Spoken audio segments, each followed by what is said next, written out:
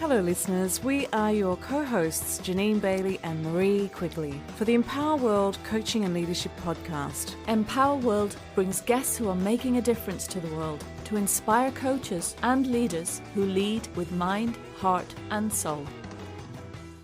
Good morning, good afternoon, good evening, wherever you are in the world. Welcome to the Empower World Coaching and Leadership Podcast. And my name is Jeanine Bailey and I'm here in Australia and I'm with my amazing business partner. Over to you, Marie. Marie Quigley here, currently in the UK, pitch black, looking out of my window. I can't see a thing. So it's definitely nighttime here, let's say. And I've just witnessed a beautiful sunrise over Point Lonsdale across the bay to the Mornington Peninsula. And it was absolutely stunning. So, and the sky now is looking pink and blue out there. So looking forward to a beautiful, beautiful day. Oh, that sounds gorgeous, Jeanine. A nice way to wake up and to also come onto this early morning call for me with you to record our podcast, the next podcast. And today, Marie, you and I, we've decided to identify the 5 key ingredients that enables us to be successful professional coaches, that enables anyone who is coaching to be successful and internationally recognized as professional coaches. And as we started to, it was a challenge really to identify these 5 skills or these 5 things. And so there are many things that contribute towards becoming a successful professional coach. And what we tried to do was distill it into these 5 key points, which, again, was a challenge, as there is so much that makes up a powerful coach. So we wanted to share what we believe are the 5 core skills or the 5 core things that enable us to be, again, internationally recognized as a professional, successful coach. So I'm going to hand over to you, Marie, to kick it off. Okay, thank you, Jeanine. And we think these are the secret sauce, the thing that really spices up the coaching in a way that is really profound, that has deep transformational components to the recipe of coaching. When you think about creating something magnificent, it tastes amazing, it smells amazing, it makes you feel good when you eat it. It really sounds amazing as you're going through it. So we're using all of our senses to really, number one, support our clients so that they trust us as the coach and they feel safe to open up. That's the first ingredient in this secret sauce that allows you to open the client's perspective so that they can open their heart and share what they truly want, what really matters to them. Maybe share things that they have never shared before. So it's okay to talk about what they do, but how do we do this as coaches? That's the secret sauce, isn't it? It is, Marie, and it really is the foundation ingredient to this secret sauce in this recipe to support our clients to be in this beautiful, powerful, and very safe place to be who they truly are, to be able to communicate, bring forward whatever it is that they need to bring forward to support them to move towards their dreams, their goals, their aspirations, or potentially to perhaps heal whatever is coming up for them. Yeah. So it's through this safe place that we create through asking powerful questions, deep listening, and also partnering with our client to identify what is it that we need to have in place here to create this safe container that we work within. So it's not the coach saying to the client, this is what this place is, confidentiality, no judgment. And of course we would say that. And it's so much more than that. It is really asking the client themselves, what do they need here to be able to feel that they can open up. Yeah. So the coaching starts here. Absolutely. So if you listen to masterful coaches, those who've been in the business for a long time, those who have really successful coaching practices, they talk about the work is in the contracting. The work is in the contracting. And I'm going to say it again, to build this trust and rapport, the work is in the contracting. And what we mean by that is designing your alliance together, creating these powerful ways of working so that you create almost a foundation for the rest of your conversations to lean on. And without that trust and rapport, without that contracting to agree effective ways of working, you can't challenge your client in the way that you could if you'd done this. So if you forget about this part of setting up trust, setting up confidentiality, setting up non-judgment, setting up really who the client needs you to be as you're working with them, then you're missing out on something really foundational in the work. Yes, it potentially prevents our client from really opening up what perhaps will create the powerful transformation that we seek to support our clients with. Yeah. So this contracting, designing alliance, ways of working, it really is the foundation. So just like a recipe, if it's missing that foundation key ingredient, it's not going to work. And if we include it, if we have that foundation, then it's going to really support our client to be able to achieve what it is they, again, want to create, bring forward to the session to support them to live their best lives. Absolutely. And we really encourage you, coaches, when you're setting up and developing this trust and psychological safe space, is that you spend time with it, that you don't go straight into coaching, that you spend a couple of hours inducting the client into how you're working, into what's going to happen in the process of coaching. It's supporting the client in educating them how the process is going to work, because a lot of people don't know what coaching is. And even when they come to hire a coach, while they're sitting in the chair for the first few sessions, they really don't know what's going to happen. So the more you can be transparent about your process as a coach and what's going to happen as the client moves through, perhaps it's going to be challenging, perhaps it's going to be uplifting, perhaps there are going to be dips in this conversation.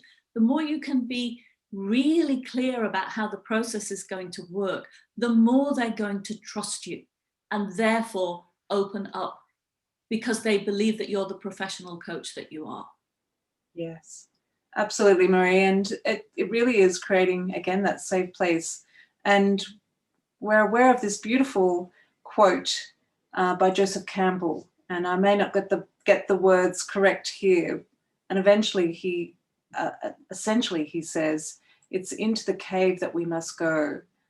And all we need is ourselves to go into that cave to find ourselves, to find out who we truly are. And George Lucas picked up that beautiful quote and built it into the Star Wars movie. And so you may recall where Yoda, if you've watched Star Wars, where Yoda says to Luke Skywalker, into the cave you must go. And Luke says, what do I need to take? And Yoda says, nothing, just yourself, just yourself. And so actually Luke Skywalker does take his sword in there because of the fear that he's bringing into the cave. And what he finds is Darth Vader. And through that exchange with Darth Vader, he actually finds that Darth Vader is himself.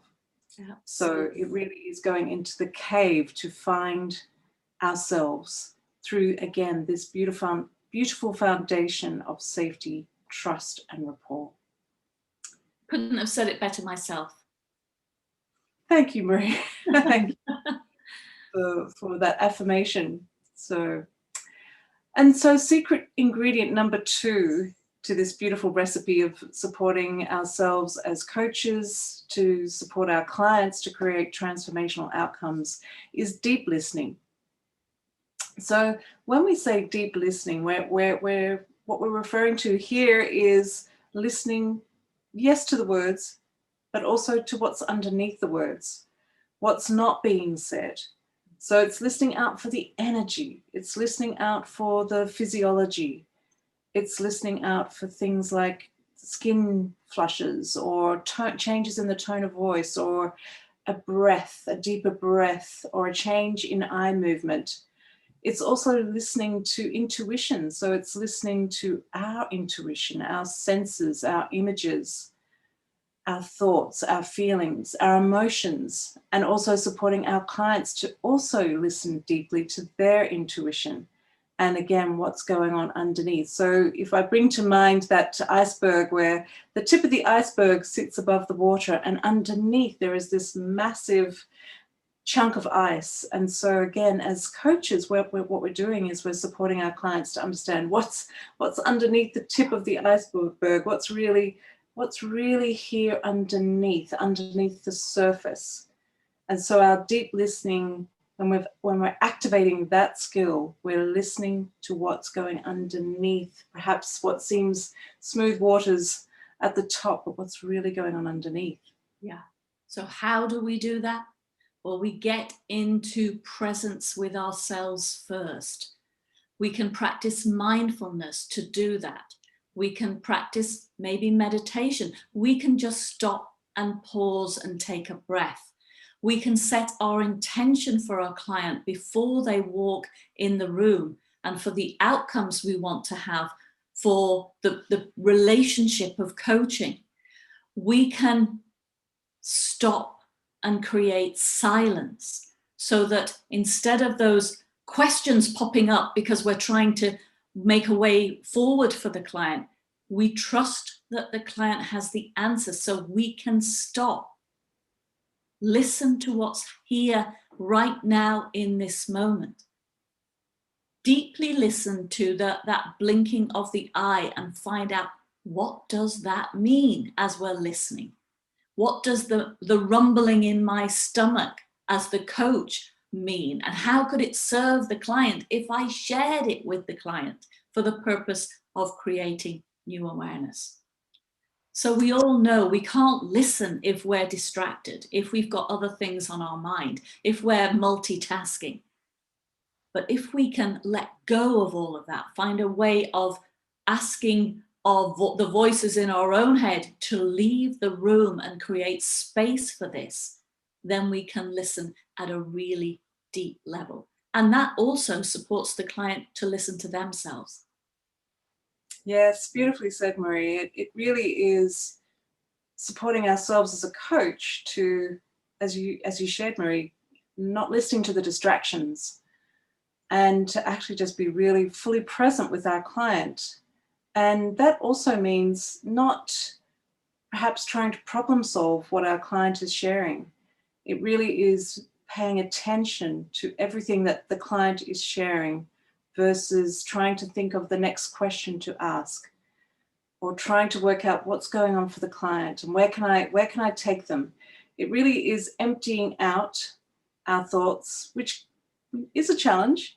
And it's also possible too when we just ask ourselves to stay present with our client and trust that our client does have the answers inside, that they are naturally creative, resourceful, and whole, which is one of the ICF, what the ICF shares in terms of this is one of our core beliefs as coaches, that our clients have the answers. And so when we also hold that in our mind's eye as well, that our client is the expert in their life, it allows us to let go of being the expert in our client's life and really trust what they bring forward is absolutely what's necessary, and really picking up what they're bringing forward and asking questions based on what they're presenting to the session. Again, the words that they share and the things that they don't share. So that leads us nicely on to the third secret ingredient, right, Jeanine? Absolutely. Communicating and asking questions in a way that supports the client to open up and expand their awareness. And those questions come from the client's mouths. So whatever's arising from this deep listening, the client is speaking and you're listening. then the words that they give you, the indicators that they give you, they are the things that we use as questions. So we don't have to try and create the most powerful question, because it doesn't exist until the right moment arises, when the client offers you the words and you turn it, their words, into a question. This is what we are talking about when we talk about clean questionings, where we are using the client's words and language to turn it into a question, so that actually their statement comes back at them as a question, and they start to uncover their truth. Absolutely. And it really is about, again, letting go of identifying a question to ask our clients. It is just being with the client and using their words and reflecting them back to the client, and then asking a question. What does that mean for you? Or how does that impact you? Or perhaps what's the cost of that? Or how does that open up possibilities for you? So it's asking questions that, as Marie shared, are clean. So and clean questions really don't include things like, how do you feel? How do you see this? What are you hearing? So we call those, and I'm going to put it in inverted commas, dirty questions. And they are really powerful too. They are really powerful to use as well, because when we use the powerful dirty questions, which potentially is something like, what are you feeling right now? What's your viewpoint on that? What is your sense, or what are you hearing about this situation? So when we ask those questions, we're really supporting our clients to understand different perspectives about their situation. So using the combination of clean questions, which allows the client to respond in their natural way of experiencing their world through those modalities of seeing, hearing, and feeling. And those dirty questions really support our clients, again, to be perhaps stretched, or maybe it's in their comfort zone of how they do experience their world. And again, by getting curious and asking questions in these different ways, and what we call double click on perhaps what a client shares in terms of a key word or their physiological change, really supports the client to go underneath the iceberg again. Yeah. So again, our role as a coach is to support our client to really get a great understanding of this iceberg, and to get different perspectives through those powerful questions, because it's through those powerful questions, those thought-provoking, stretching, challenging questions, that our client starts to see new perspectives. And if we don't do this, if we don't listen deeply, if we don't ask those thought-provoking, challenging questions, our client is not going to go under the iceberg into underneath and identify, what's the learning, what's the wisdom here, what is it that I want to change, how is this costing me, and what is it that I truly do want. So if we don't do those really powerful skills of listening and questioning, our clients' awareness is perhaps going to be much more surface level, more at a conscious level, versus creating conscious awareness of the unconscious, and again under that iceberg, to support them to create the change that they truly desire. Absolutely. And so we hear new coaches being very eloquent at asking open and closed questions. But what's sometimes missing are those clean questions. For example, what's happening now? What else? Those very simple questions that sound a bit unusual, but actually, if the client is doing the work inside themselves, absolutely make sense to the client. So those are the clean questions. We also have magical questions, where we're asking the client to imagine when it is as you want it to be. What could you create? If you had a magic wand, what would you create? If there was a genie in the bottle that could grant you a wish, what would that wish be? And of course, we have the systemic questions of, how does this impact the people around you? How does this impact the world? How does this impact the universe? What is the world calling from you? Those not just looking at self in the coaching, but recognizing that each person is part of a system. And so we tap into that bigger picture by those systemic questions, and that helps people get even more motivated to create what they want. Absolutely, Marie. And when we're present, when we're truly present with our client, and we're with our client 100% and out of our head, then those questions, they come in easily, effortlessly, intuitively. So again, it's really important to stay present with your client, to do that deep listening, and to ask those very different types of questions that support our client to create even more awareness about their situation. So that leads us nicely to the secret ingredient 4, to the ability to think outside the box, yeah, to support our clients. And so again, when we are being, as I mentioned, truly present with our client, then we're listening and activating our intuition, we are perhaps getting really creative now with our clients in terms of asking them what's, again, underneath the tip of the iceberg. So by supporting our clients to think also outside of the box, we are supporting them to, again, expand their awareness beyond where they've thought before. And so that is a real key objective of what we're doing as coaches, is to support our clients' awareness outside of the boundaries of their thinking, because it's with that greater awareness that they can then see new perspectives and also make different decisions about who they'll choose to be, what they'll do, what it is that they'll create or not do, because we do work with coaches who potentially are overachievers. And so perhaps it's about slowing down versus speeding up. So it really is for ourselves to think outside the box, to be intuitive, to be creative, to support our clients by challenging them and stretching them through, it could be activities, it could be, again, through wonderful questions that will allow them to expand their awareness. And with that expanded awareness, they can create new, powerful decisions. Absolutely. So, for example, if your client has a certain way of looking at a challenge or a problem, we want to challenge that perspective, because as we all know, what we tell ourselves, we believe. So we always think that what we're thinking is true, but perhaps it isn't true. Perhaps there's another way to look at it. So we could challenge the client to think of a different perspective by questioning, as you mentioned. So, for example, what's not true about that? What's a lie to you? What do you get out of believing that? What is something else you could believe in order to achieve what you want?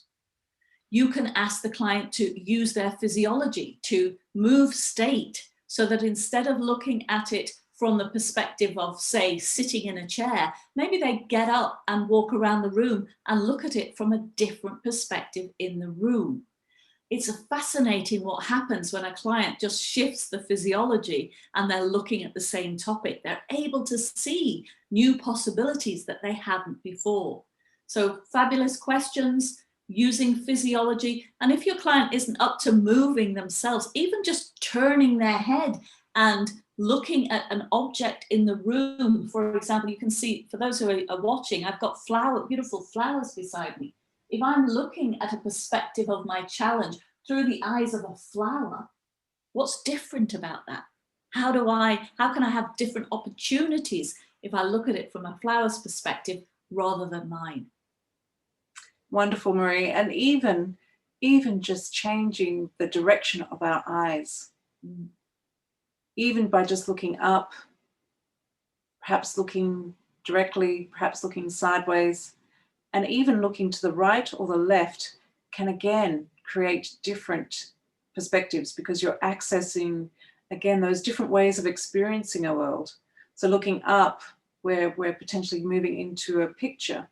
Looking down, depending on which side we look at, because it'll be different for each person, but one side, looking down, will be accessing our feelings. The other side, it'll be accessing our thinking way of experiencing our world. So again, these wonderful creative ways can support our clients to, again, see their situation, hear, feel their situation, maybe taste or smell their situation in a different way, experience in a different way that supports them to, again, create expanded awareness, new perspectives, and therefore different choices through all of those powerful questions that we ask our clients.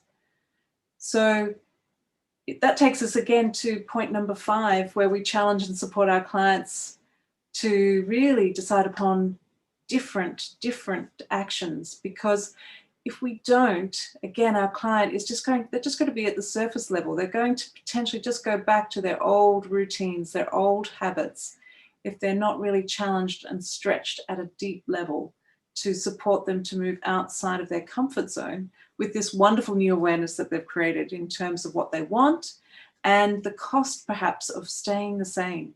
Yeah. And that could mean challenging who they are being.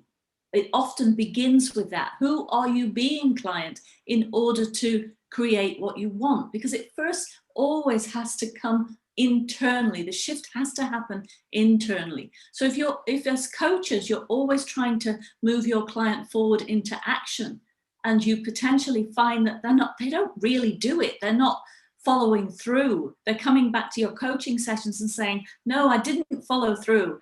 There's potentially something missing with this understanding and challenging who they are being. If they are being the same person and the same thinking and the same feeling that they were before they came to coaching, then nothing's going to shift. They're still not going to take the action. So we are challenging the client to determine how they want to think, how they want to feel, how they want to move their physiology in the world. And when you take all of that, who they are being in order to do what they want and then have the final outcome. Beautifully said, Marie. So I believe we've covered those 5 key ingredients of what really creates a successful professional coach. And of course, amongst all of those key ingredients, there are lots of other ingredients too, which we trust that you were able to hear. So we've covered supporting your clients so that they feel trust to open up and feel safe. We've also covered deep listening, so that much deeper intuitive level of listening, asking thought-provoking, powerful questions, challenging questions to support our client to create new awareness. So key point number 4 is, again, the ability for us and for our clients to think outside the box, outside of the usual levels of consciousness and thinking, to that deeper level of unconsciousness, of where potentially the truth is, the real truth is, and to challenge and support, key number 5, challenge and support our clients to decide upon new actions, new ways of being, so the characteristic traits that they know that they want to be, and what are the actions they'll take based on that way of being to create what it is they truly, truly want. And that, of course, is also really important for the client to understand, what is it that I truly want? Yeah. Who am I? Yes. And notice, coaches, we haven't talked about a coaching model, because there are hundreds of coaching models out there. We haven't, in this secret sauce, you can use any coaching model. But if you add these components, the sauce is going to be incredible. Your clients will want to come back for this meal on a regular basis. You're going to be building up your repertoire of recipe in such a way that is uniquely yours. So coaching models are really useful to start off with. But if you forget that you are coaching a human being, that you are coaching the human, not the problem, which is often the mistake so many coaches make. They feel like they have to get through a model from beginning to end, and they forget about these 5 secret ingredients. This is what make the difference, that makes the difference. It does make the difference. And as you were sharing, Marie, what came to mind was, with new coaches, often also they are trying to problem solve for their client, And they're also asking questions of their client very quickly to ask them what can you do different without doing that deeper exploration of the iceberg as well. So really, with your clients, you want to support your clients to really create understanding and awareness of what's going on underneath the water. Through that, they're going to create new perspectives, create new wisdom and learning to identify, again, what it is they want to do that is outside of their comfort zone, that's going to create their beautiful, compelling future. Wonderful. Thank you for listening. We trust you've enjoyed. We hope you've got some powerful processes to take away with you, the hows as well as the why we do this. Go practice it, enjoy it, and share with us what has your experience been when you are with your clients with these secret ingredients. If you've liked this podcast, please share with your community. Please comment and let people know so that we can spread the word for what we do. We absolutely love what we do, and we're passionate about empowering the world, creating that ripple effect. And so, yes, we'd love to hear from you. And yes, again, if you've loved this podcast, please do share it with the world. Thank you for listening. Thanks for listening. You can find out more about us on our website, www.empower-world.com, and on our social media networks, Facebook, LinkedIn, Twitter, Instagram, and YouTube. Be empowered.